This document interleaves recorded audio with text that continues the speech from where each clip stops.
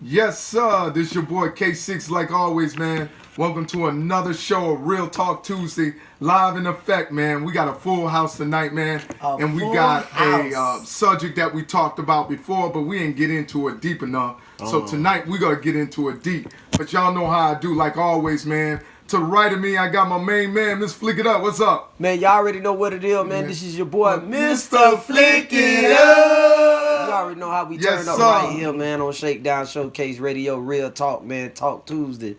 Yes, sir. Yes, sir. And to the left of me, got my homegirl always, Miss Katrina Diamond. Tell them what it is. Hey, everybody. What's going on? Yeah. And we also got our number one booking agent / manager of the Shakedown, Miss Asia J. Say what's up. Yo. You already know it's Miss Asia J. Yes, sir. And tonight, man, we got a special guest, Mr. KT. Mr. KT. Katrina Diamond, introduce Mr. KT for us. Well, we have Mr. KT. I'm going to allow Mr. KT to introduce himself, so that way he can give us a little insight of who he is. So, Mr. KT. Yes, ma'am. So tell us a little bit about... my name is KT, everybody. Okay. And I'm just a 46-year-old black man that's been going through, the justice system that's been doing me wrong ever since I was 13 years of age. But here I am. I still stand strong with a smile on my face. So, I mean, Wow. So you talking about the justice system doing you wrong. What do you mean by the justice system's doing you wrong? Give us a little backstory how the justice system is doing you wrong. And before you go into that, are you incarcerated now? Yes, sir. All right. Yes, I am. I'm in a kind of jail now for, for charges that, once again, I didn't do. And, the funny thing about it, they know about this here, but they don't care. I mean, they only thing that these white people, well, I ain't going to even just say white people. I'm going to just say justice system, period, because blacks in it as well. Right. I mean, they know that what they care about is just trying to get some type of plea deal or some type of guilty plea. They just want to slam people. It's sad because more of our people need to be waking up at what's really going on. I mean, like for real, and it's just sad, man. I've been dealing with this here for 33 years now. 33. Wow. 33 years. So, I'm sorry. So can you give us a little insight of, you said at the age of 13. What happened at the age of 13? Well, when I was 13 years old, I was charged with armed robbery, armed burglary, and sexual rebellion on a 27-year-old white woman. At the age of 13? And I'm away from home. At the age of 13? Yes. Hold up. So you were charged with assault, armed robbery, and assault and battery on a white woman. Sexual battery. Sexual battery on a white woman. Yes, sir. At the age of 13? Yes. How old was she? At the age, she was 27. You 13 and she 27. So, Wow. no, I was 13. She was 27 years old.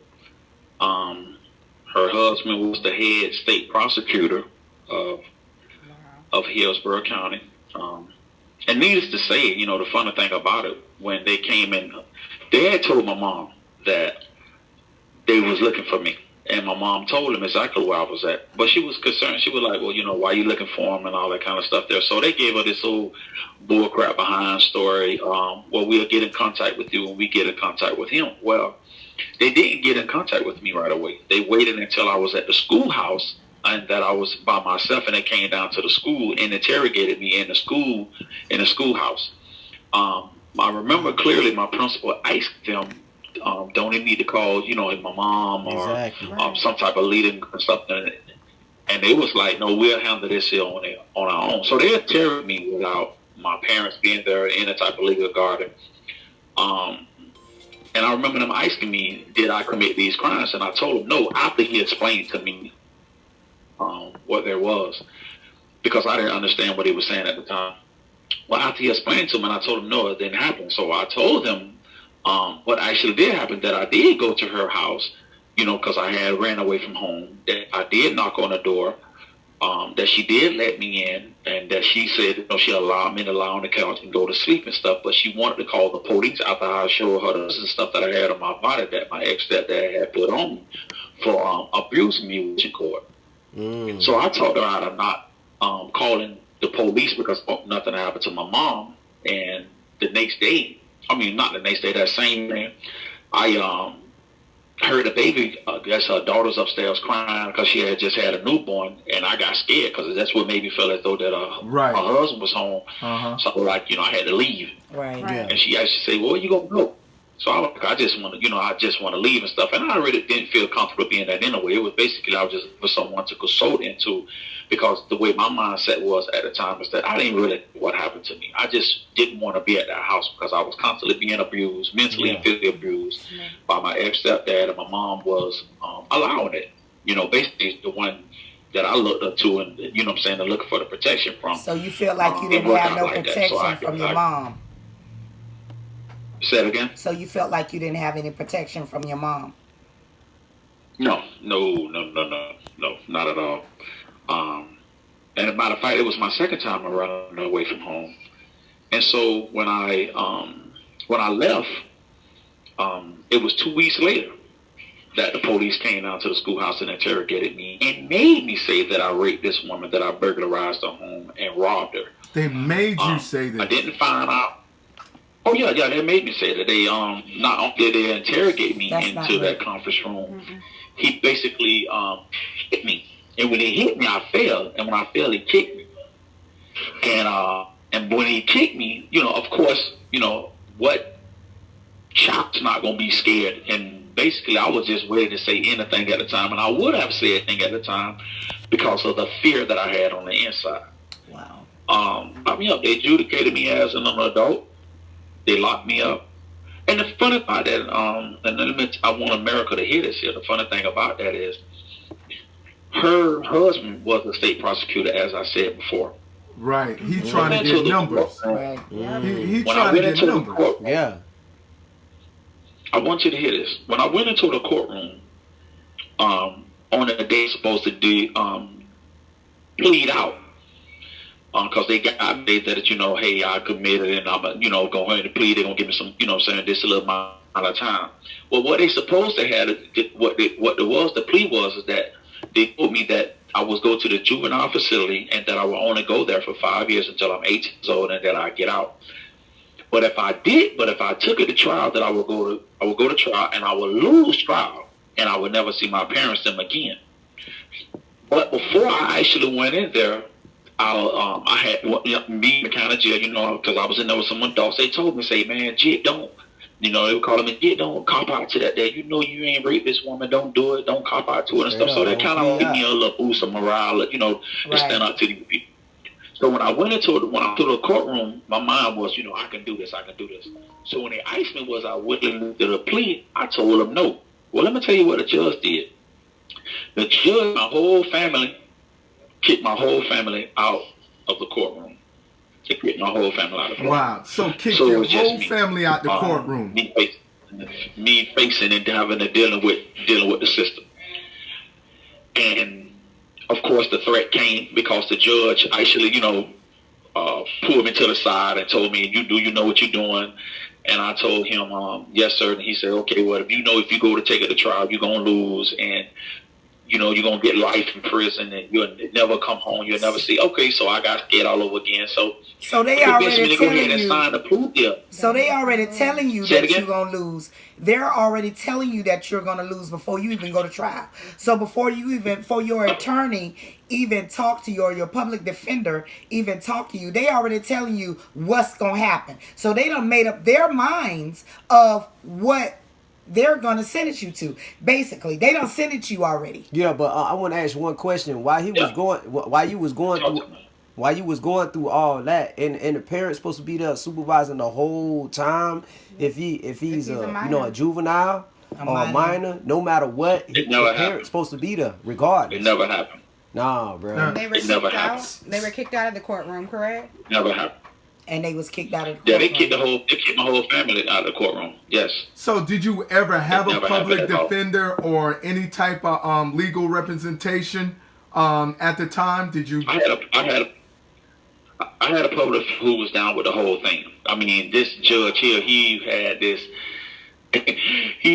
like, it's almost like you had to go through it to understand what I mean when I think about it now and I look back, it was almost like when you see all these cricket stuff that they show you through these movies, it's like, that's me. That's something that I went through at a 13-year-old child.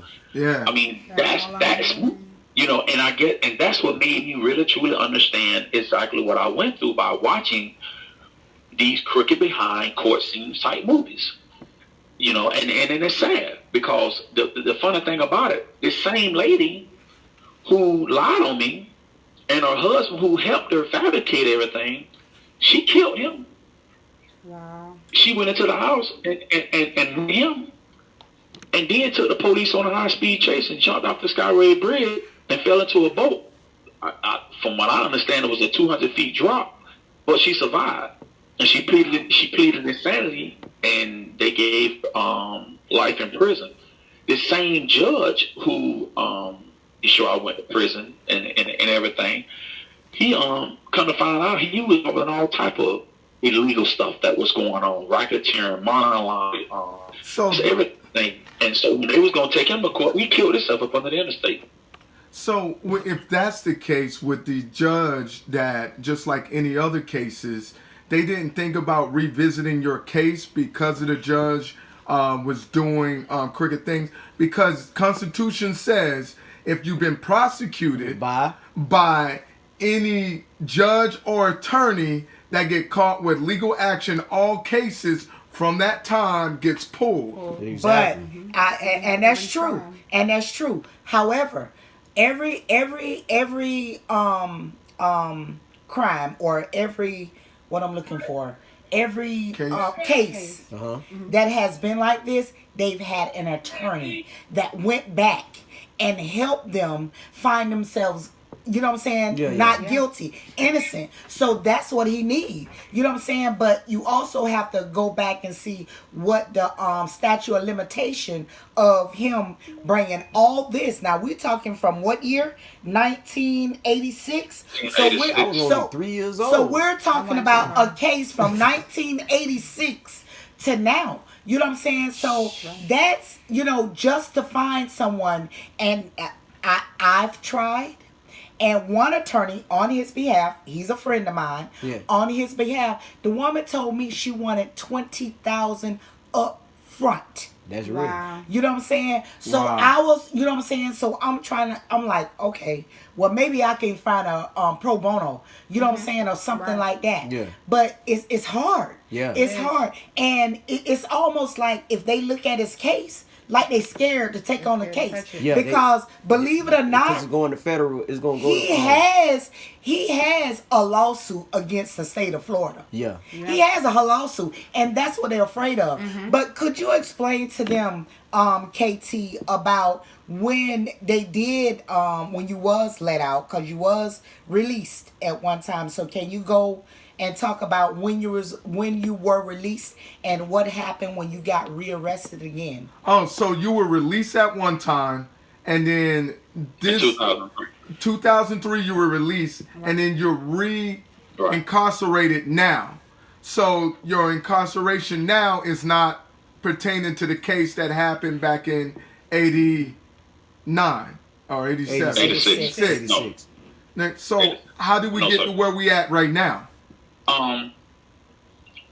Well, okay, let me tell you that whole story. In 2004, I was once again accused of, now this time, of wrongfully lewdly and lascivious touching two 11-year-olds. They locked me up. Now, mind you, from the 1986 case, I had life probation followed by 30 years probation after serving 16 years, 8 months to 23 days on that 1986 case. Okay, so when I got out, I had life probation followed by 30 years probation. You got life probation. Life So this probation. woman who I was dating had an 11-year-old, and her and her friend wrongfully accusing me, saying that I touched them, licked them, all that kind of stuff. There, just supposed to be DNA everywhere. Well, they locked up in the county jail. 3 months later, one of the girls come forth and says, "Oh, he's supposed to ejaculate it on the sheets." So they was already talking about doing DNA. They already said, "Okay, well, this really helps us on our case." They had me to the wrong. Well, when they do the DNA, and I have the paperwork to show everything that I'm saying. When they do the DNA, and Diamond can tell you, because I sent her the paperwork. She can tell you. When they do the DNA, everything comes back negative. It's no DNA on nothing, period. Now, another thing about that is this. Get this. They said they're utilizing the sheets that the girl initially said that I'm supposed to inject it on to do the whole DNA thing. Right. Well, when I get the DNA papers back, all of a sudden the sheets come up. Everything else, there's no DNA, no nothing. The sheets up missing. So this is what they do, my brothers and sisters. This is what they do. They say, well, listen, this is what we're going to do. Now, mind you, I want you to keep this in mind. Here I am sitting in their kind of jail with life probation, followed by 30 years probation. I just got out of prison for a sexual battery charge that I didn't do, armed robbery and an armed burglary. You have two 11-year-olds claiming the same thing. Now, get this. They say, well, we're going to give you a $5,000 bond, 10%, $5 bond, and let you out. But we're going to keep, while we fighting this here case. Okay. Now, you know, if a person's committed this, they thought in their heart that a person committed a crime, they ain't finna give you no bond for no $5,000. Right, zero no bond. 10% $100. Your ass finna sit up and or they're gonna give you an R. Kelly bond. And you finna rock, and you finna go out of prison because number one, that's violation, and that's automatic life probation. That's automatic life in prison. Yeah. That's all life in prison. That's a violation. Okay, so what they did, now listen, what they did, let me out. For 2.5 years, following me back and forth to court. I didn't even know that the parents had wiped away from the case. They didn't want nothing else to do with the case at all, no whatsoever, because they found out that daughters had no lie. But they didn't tell me this shit at all. I didn't know none of. I found this out like years later, that they didn't want to have nothing else with the case. You know what the state attorney them came to me and said after 2.5 years, and this the judge got mad and said, why y'all keep bringing them back and forth to court for 2.5 years? It ain't nothing being done at all, none whatsoever. They said, well, give us 2 weeks, and so that way that we trying to come up with something where both sides will be satisfied. Let me tell you what they come to me with. They said, well, listen, you got life probation followed by 30 years probation. We're going to get rid of all that time and just give you 40 years because they gave you an illegal sentence on your 1986 case. This is what we're going to do. Now, all of a sudden, they repeat give me 40 that years. last part So again. they Slow down. They illegally gave me wrong time on the 1986 case. I know you got questions. Hold on, and let me tell you this here. I told them no. We going to trial because I know I didn't do stuff, no junk like this at all, no whatsoever. I cried. I it's like, this is happening all over again. It can't be real, can't be true. None of this stuff. When I go back to court again, you know what the people said? We're going to get rid of your 30 years probation and just give you 10 years probation. You do 5 years clean, you completely through with all probation. Nah. I wouldn't go with it either. Yeah. That's a trap. That's basically gonna be on you. They're gonna have all this stuff, you know what I'm saying, label you, you know what I mean? And you gotta go through all this what that is, that thing you gotta sex offender, you got all that. Yeah, so registered sex offender. Yeah. But not only that, KT, going back to the 1986 case, they also didn't, the evidence that they say they found, or the evidence that she say she had, what happened? Tell us a little bit about that, so it can like come together with the 2004 case. So this the evidence that they claimed that they had that I didn't find out later. She said that there was fingerprints in her home, right? When they did fingerprints, there was no fingerprints in the house at all, no whatsoever. Okay. She said that I had a weapon, okay, which was supposed to be a screwdriver, and said that when I left, she saw me throw the screwdriver in front of the house. Well, when they checked for look for weapons, they didn't find no weapons. She said that I must have used that screwdriver to break inside one of the doors of her home. When they go check that door of that home, it was cobwebs all on that door. That door wasn't even, I don't know how long, but it wasn't even touched at all, none whatsoever. So she said that I was supposed to have a rape done. There was no rape kit done. There was no DNA. She didn't go to the hospital. She didn't do anything. This woman basically said, you raped me. And you know what the sister basically said? You did it. You did it. That's it. Wow. He say, she say. That's what they went by. Yeah. Right. And since your But they skin knew color that they black. had me because I was a 13-year-old child.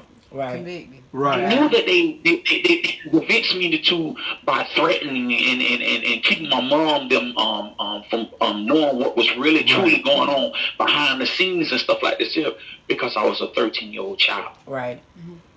See, this case sounded like this case was going on also during the timeline when the New York same 5 was going around. on. Yeah. Same time. Around the Same same timeline. thing. Same time. Same timeline when the New York 5, and at the time, the state attorneys, they were battling for who can win most cases or who can convict. Yeah, that's what it was about. You know what I Who mean? could fill up them prisons and Right. stuff like that. That's what it's about. So, KT, did they turn around and use that past case against you to the case in 2004? Say that one more time, sir. Did they use the case in the past against you to the new case? The from the 1986 case to the 2004 case. Did they use the 1986 case? You saying did they combine both of them in the 2004? Basically, did your 1986 case hunt you for them to determine your 2004 case? Yes. You know what I'm saying? So basically, No. Yes, they did. They utilized the probation. Right. They because of all that probation, and they said if you cop out to too lewd and lascivious, being that you're already a registered sex offender anyways, you don't have to be served all this time on probation. We already straightened out your 40 years. We already gave you 40 years probation to straight out the legal sentence that they gave you under the 1986 case, and so we're gonna get rid of them 40 years probation. This basically telling me we're just gonna give you 10 years and you do 5 year cleans, and you're gonna do 5 years and it's clean. And in my mindset, I know, and even God Himself knows that I didn't do this. Right. But then here I am, and I'm thinking, I'm like, well, dang, this is my time to not be a part of the system again, because I've been connected to the system all my life. Right. Since you were 13. And I am. People ask me, why you plead out to it? You know you didn't do it. Well, you ain't in my position. You've never been in my position and have to go through the things that I've been through, as far as surviving in prison, damn near getting killed, damn near getting raped. At 13 years, because I was basically fishing in a pond with all these adults, because I was there. You got to remember, back in the 80s, it was deadly in prison. It wasn't no friendly situation that a 13-year child wanted to be at. I wasn't in no juvenile facility. This is an adult. I don't want to go back to prison on any type of violation, on nothing. They pull you over, you violated. Yeah. So I was trying to get that probation done and over with, which finds me in this situation, because as I'm telling y'all, a woman who I was dating at the time, I told her this, everything is well. And, she told me, she said, well, if you ever cross me, ever do me wrong, you regret that for the rest of your life. Wow. And my stupid behind really, I heard her, but it didn't really register. Yeah. Right. It ain't like that. But my mom told me, she said, baby, leave her alone. Don't date her alone. But no, not listening.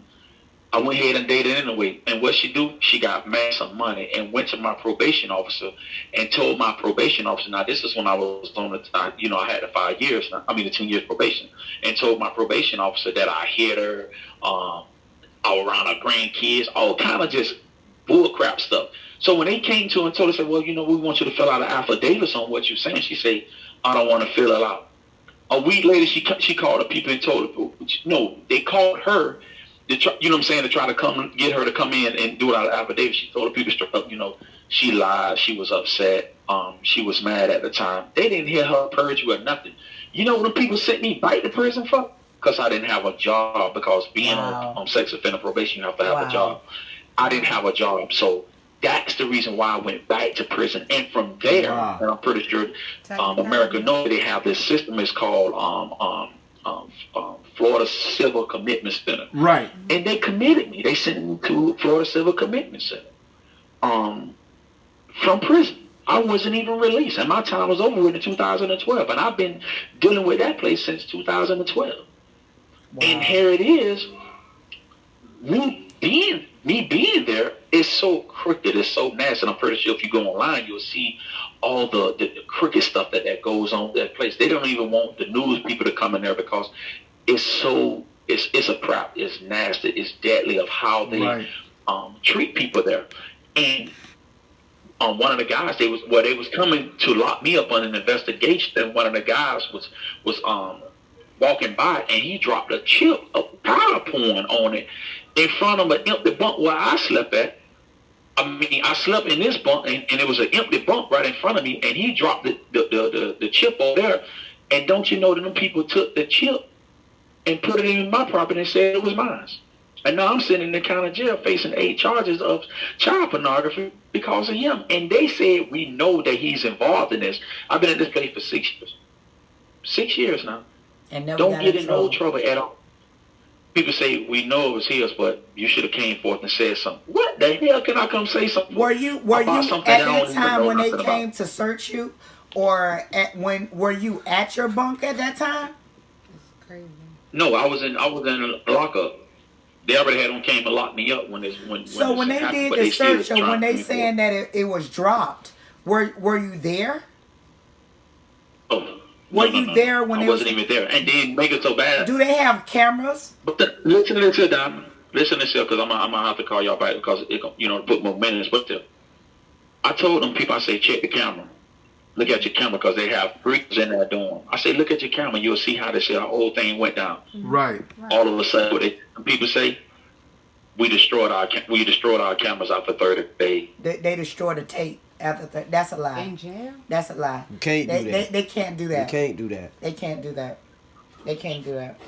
Wow. That's what they scream. They saying, let me call you right back. Hold on. All right. So listen, man, I appreciate everybody tuning in to the Shakedown Showcase sure Real Talk Shakedown Tuesday, man. Showcase. And this is Real Talk Tuesday, man, about the justice system against the people, man, especially against special guest KT, who's calling directly from the correction center right now, man. We're talking about, he's been in there since 1986. 86. And then got out there, went right back went back almost for the same case. Mm-hmm. Now, what got me baffled, the 25 of life probation plus the 30. Yep. So we know the life probation is 25 years. Mm-hmm. Then they added on another 30. Yep. You know what I mean? Yo, I had a headache when I heard all that, man. I ain't gonna lie. They gave him 55 years. Mm-hmm. Of probation. Of probation. Of probation. He never, that's like less than what time he would have served. I'd rather stay. Well, you gonna stay in the house. Yeah, that's it. Right. You might well give me house arrest. You gonna be scared to go out there. Yeah, you might as well just be on house arrest. Yeah, I'll tell him give me house arrest for 55 years, man. Right. I'm good, I'm not man. going Not back. with probation, man. You that's like a trap. Exactly. Right. That's you a trap, step out the house. Yeah. You run into a little kid, anything. Anything. Kid come up to you, I lost my mom, technically. Yeah, you gone. Well, the crazy you gotta thing run is, away. For me, any kid I see, I run. So if y'all know, know, his mom, who we interviewed. Yeah. Okay. Yeah. We interviewed his mom like 2 months ago. Yeah. Right. The one where she was, forced a victim, to be married. Forced to be married at the age of 11 years old. Yeah. She was forced to marry her rapist. Wow. So it's I don't know, man. That's like, yeah. So I ain't mean to say it like that. That sound like a curse. Like, it's to me. I ain't mean to say it like it's like, like that's crazy. Like you go in there, then you still facing something inside that was outside, even with the picture. That's like, whoa, bro. Yeah. So what have your family as at this point? What have they done? Or what have they did to help you to try to assist you? Besides what I've tried to do, what have they done to try to assist you to even try to get you an attorney or try to overturn some of the stuff that's going on? Well, as basically nowadays people are all about money. They always been about money, and that's what it is, about money. I have wrote to answer your question. My mom had got in touch with some people, the Innocent Project, right? And I had to send information to them for asking them to look at this case, the 1986 case, the 2004 case. I remember that. And everything. And they basically say we just basically deal with they couldn't help you DNA. Because there was no DNA. Yeah, basically. Under the 1986 case,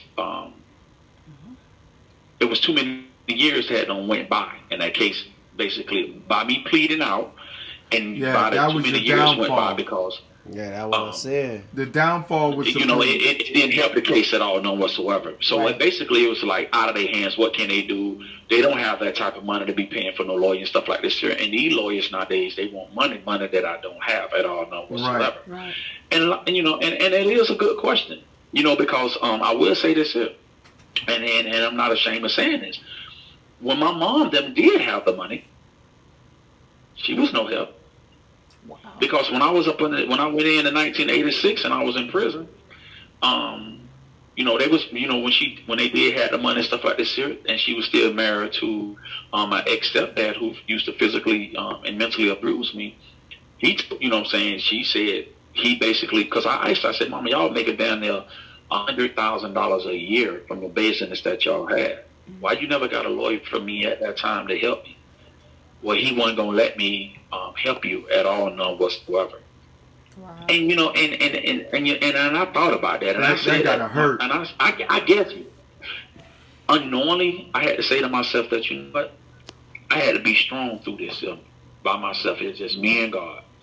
That's how it always been. Because people look at me and they're like, man, you don't look like you ever been locked up. I would have never knew that you did if you don't never told me, because I have always been this type of person that I'm a very optimistic person. No matter the situation that I'm in, I always try to think for the better. I always try to think ahead that everything is going to be okay. And I always tell myself that everything is going to be okay.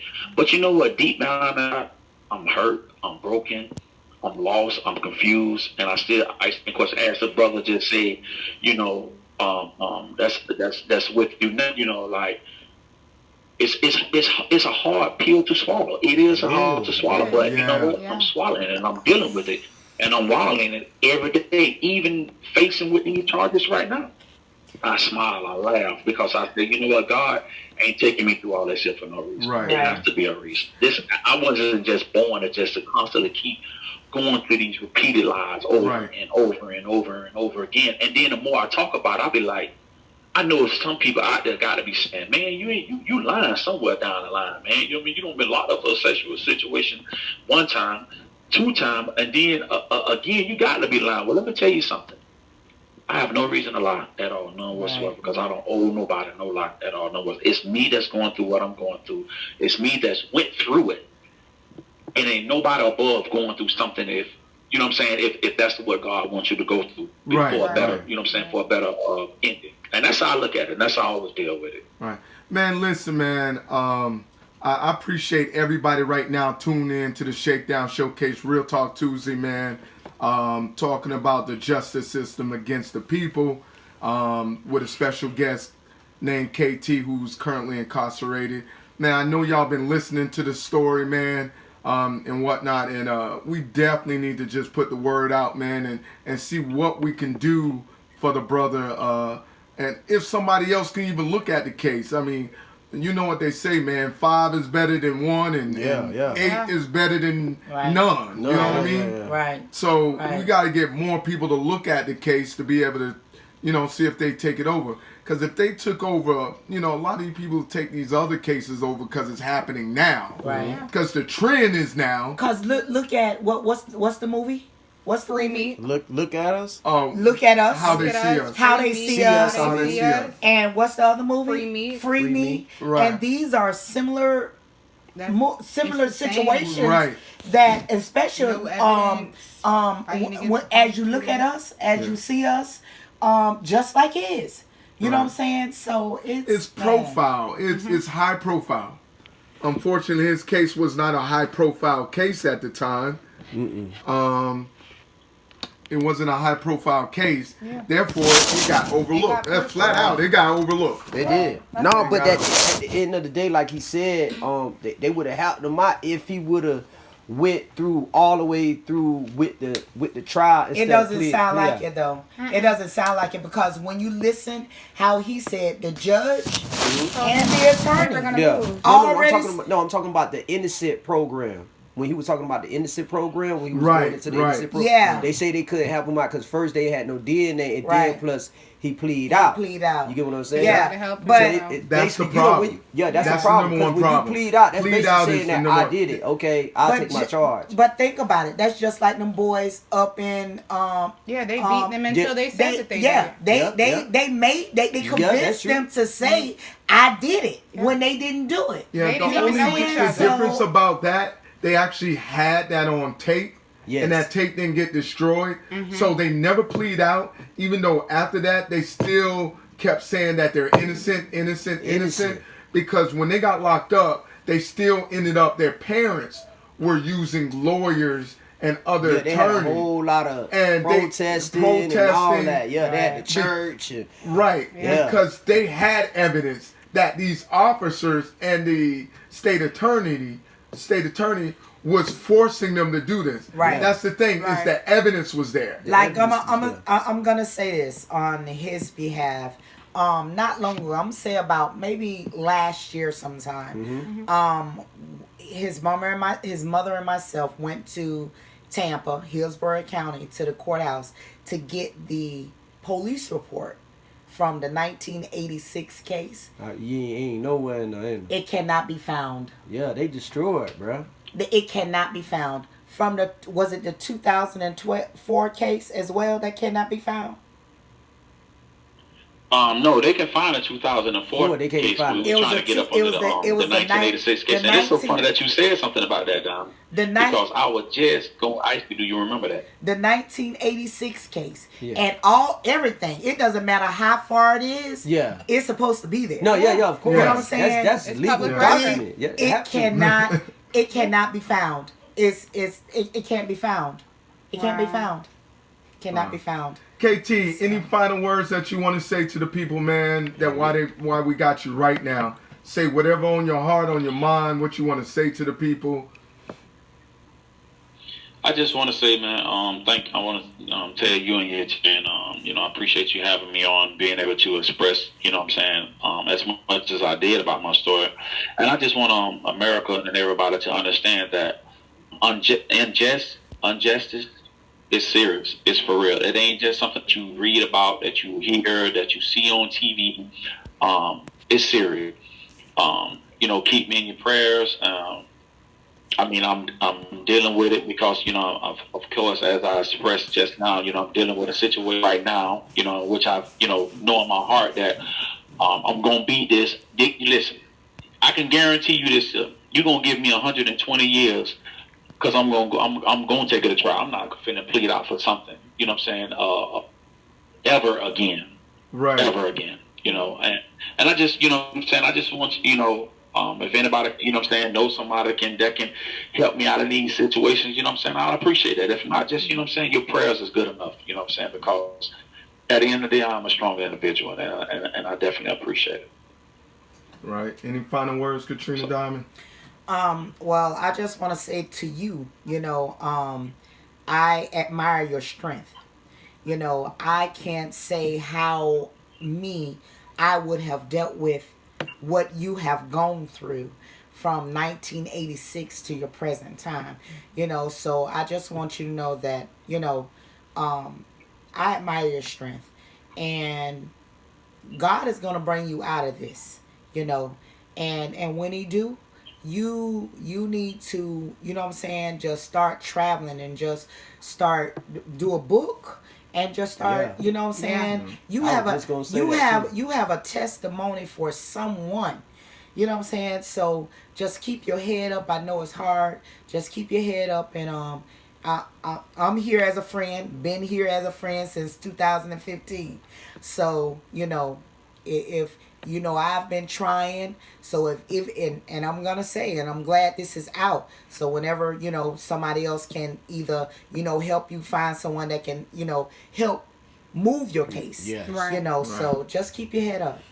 Definitely. Flick it up. What you got to say, man? Oh, man. Me personally, man, I got to tell you, man, listen, man, keep your head up like you're doing already. You feel me? And for everybody else that's out there that was listening to the story, man, I hope this, make your mind open and see, see how the world really is out here. So, and I ain't gonna lie, man, it's sad, man. I can't really say too much, really. Right. It's a sad moment, man. Yeah. Asia J, what you got to say? Man, y'all know I'm young, so I'm the youngest of the bunch. This case, it really kind of hits hard. Yeah. Kind of just something that I had been thinking about kind of before getting into music or anything is actually going into the legal field. So just hearing this story and watching the multiple movies that have been out on Netflix. This Is Us, or How They See Us, and Free Meek, and then listening to somebody who's not as big and seeing them go through the same thing worse. Yeah. It's worse. It's crazy. Yes, it's crazy. It's crazy to hear that that's really what's happening, and it's something that we got to change. Right. It's something that I want to push my generation to change. That's what's up. Right. That's it. Man, listen, I'm a loss of words. I usually have a thing that I say in every segment, man. And the only thing I can say, man, what we need to do, we need to motivate individuals to help other individuals in situations like this. Yeah. We need to motivate, and we need to get out and motivate individuals that has the ability to help individuals like this. You know what I mean? We gotta this is an inspiring story. Yes. That, somebody's gotta be touched and moved by it. Mm-hmm. And we're gonna make sure everybody hears this story right here on the ShakeDown Showcase Radio Real Talk Tuesday, man. Yeah. Yes. And we out, man. We appreciate you coming. Appreciate you coming on. Thank you, KT. Yes, sir. Keep your head up. Keep your head up, bro. You too, bro. Keep Stay up. me in your prayers. Oh, yeah, we definitely will, bro. Right, brother. Love you. All All right. right, now. Yeah. All right, later. Later.